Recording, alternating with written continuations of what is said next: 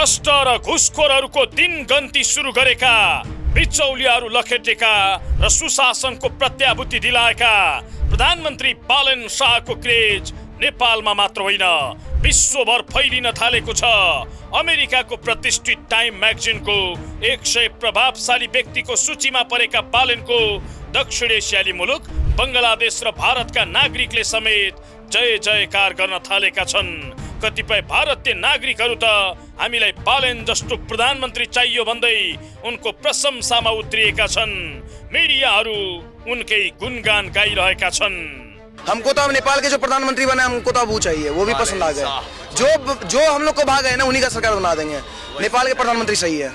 नेपाल के प्रधानमंत्री हाँ, बालन शाह को मतलब इंडिया का और क्या हिंदू राष्ट्र का पहला प्रधानमंत्री बना बंदा, पहला ही हम बोलेंगे जो इतना लेवल पे काम कर रहा, समाज हित में, देश हित में, सनातन हित में, ऐसा प्रधानमंत्री चाहिए। भारतीय मिडियाले बालेनलाई नायक फिल्मको अनिल कपुरसँग दाजी रहेका छन्। भ्रष्टलाई थुनेको वीआईपी कल्चर स्वा बनाइदिएको भन्दै वाहवाही गरिरहेका छन्। नेपाल के पीएम ऐसे एक्शन ले रहे हैं जैसे नायक मूवी में अनिल कपूर लेते थे।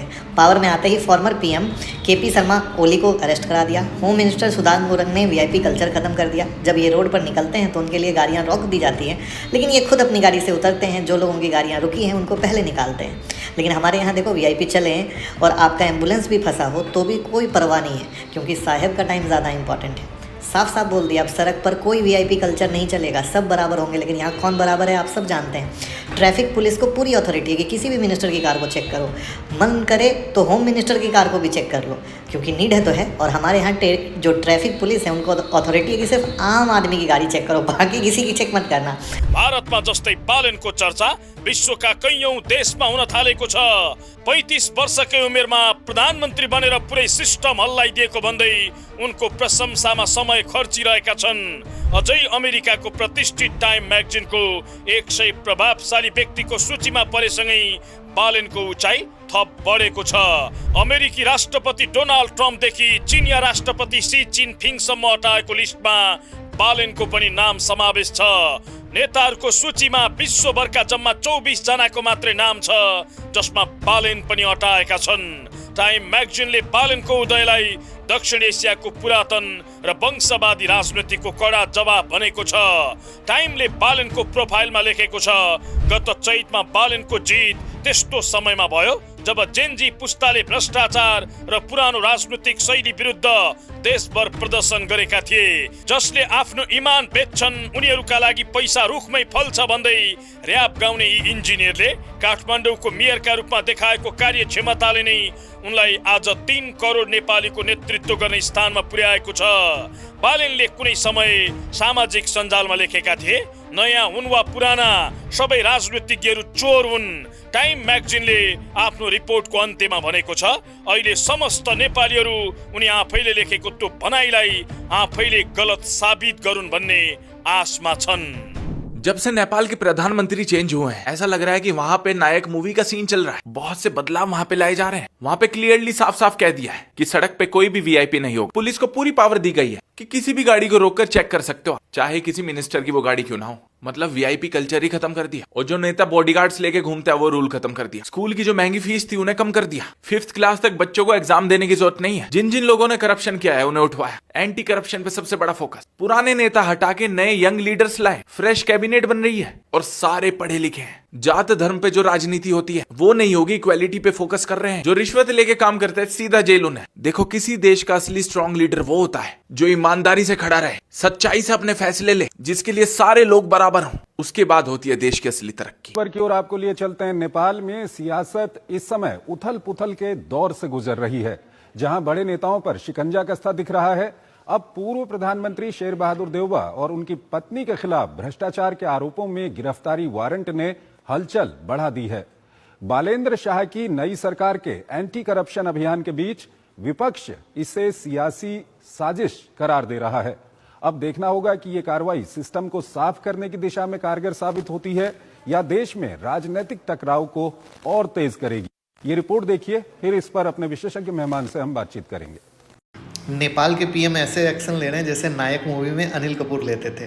पावर में आते ही former PM KP Sharma Oli को अरेस्ट करा दिया। होम मिनिस्टर सुदान गुरंग ने वीआईपी कल्चर ख़त्म कर दिया। जब ये रोड पर निकलते हैं तो उनके लिए गाड़ियां रोक दी जाती हैं, लेकिन ये खुद अपनी गाड़ी से उतरते हैं। जो लोगों की गाड़ियां रुकी हैं उनको पहले निकालते हैं। लेकिन हमारे यहाँ देखो वीआईपी चले हैं और आपका एम्बुलेंस भी फंसा हो तो भी कोई परवाह नहीं है, क्योंकि साहेब का टाइम ज़्यादा इम्पॉर्टेंट है। साफ साफ बोल दिया, अब सड़क पर कोई वीआईपी कल्चर नहीं चलेगा, सब बराबर होंगे। लेकिन यहाँ कौन बराबर है आप सब जानते हैं।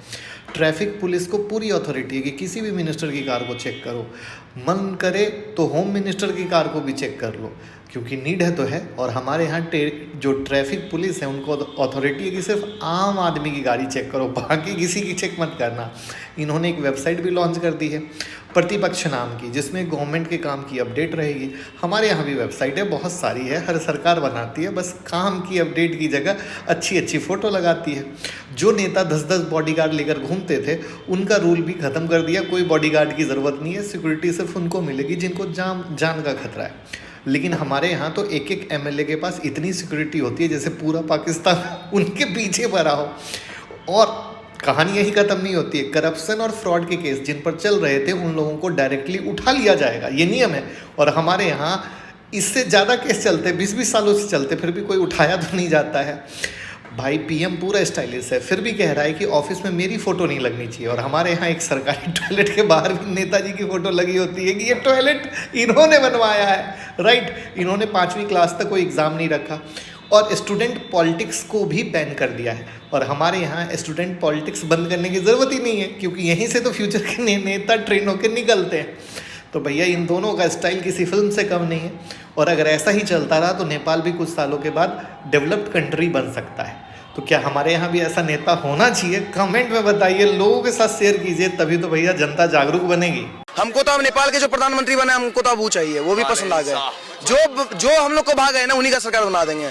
नेपाल के प्रधानमंत्री सही है। नेपाल के प्रधानमंत्री, हाँ बालन शाह को मतलब इंडिया का प्रधान, और क्या, हिंदू राष्ट्र का पहला प्रधानमंत्री बना बंदा, पहला ही हम बोलेंगे। जो इतना लेवल पे काम कर रहा, समाज हित में, देश हित में, सनातन हित में, ऐसा प्रधानमंत्री चाहिए। भारत आने का न्योता, लेकिन शर्तों के साथ। आखिर क्यों बालन शाह ने पीएम मोदी से मुलाकात को लेकर रख दी नई शर्तें? नेपाल से एक बड़ी राजनीतिक खबर सामने आ रही है। काठमांडू की मेयर बालन शाह ने भारत आने के न्योते पर साफ कर दिया है कि उनकी मुलाकात सिर्फ औपचारिक नहीं होगी। बालन शाह का कहना है कि अगर वे भारत आते हैं तो बातचीत ठोस मुद्दों पर होनी चाहिए, सिर्फ फोटो सेशन के लिए नहीं। उन्होंने जोर देकर कहा कि नेपाल और भारत के बीच संबंधों में वास्तविक सहयोग और ठोस परिणाम दिखने चाहिए। इसी बीच नेपाल के विदेश मंत्री खनाल का भी बड़ा बयान सामने आया है। उन्होंने कहा कि दोनों देशों के रिश्ते ऐतिहासिक हैं, लेकिन इन्हें और मजबूत करने के लिए गंभीर संवाद जरूरी है। खनाल ने संकेत दिया कि भविष्य की किसी भी उच्च स्तरीय मुलाकात में ठोस एजेंडा होना चाहिए ताकि दोनों देशों को फायदा हो। विशेषज्ञ मानते हैं कि बालन शाह का ये रुख नेपाल की बदलती राजनीतिक सोच को दर्शाता है। जहां एक तरफ भारत नेपाल के रिश्ते हमेशा से मजबूत रहे हैं, वहीं अब नई पीढ़ी के नेता ज्यादा स्पष्ट और परिणाम आधारित बातचीत चाहते हैं। अब सबकी नजर इस बात पर है कि क्या बालन शाह भारत का दौरा करेंगे, और अगर करेंगे तो क्या उनकी शर्तें मानी जाएंगी। मेरो नाम बुधनी दराई। एकदम खुँडा दुख्ने, सबै दुख्थ्यो, पैतला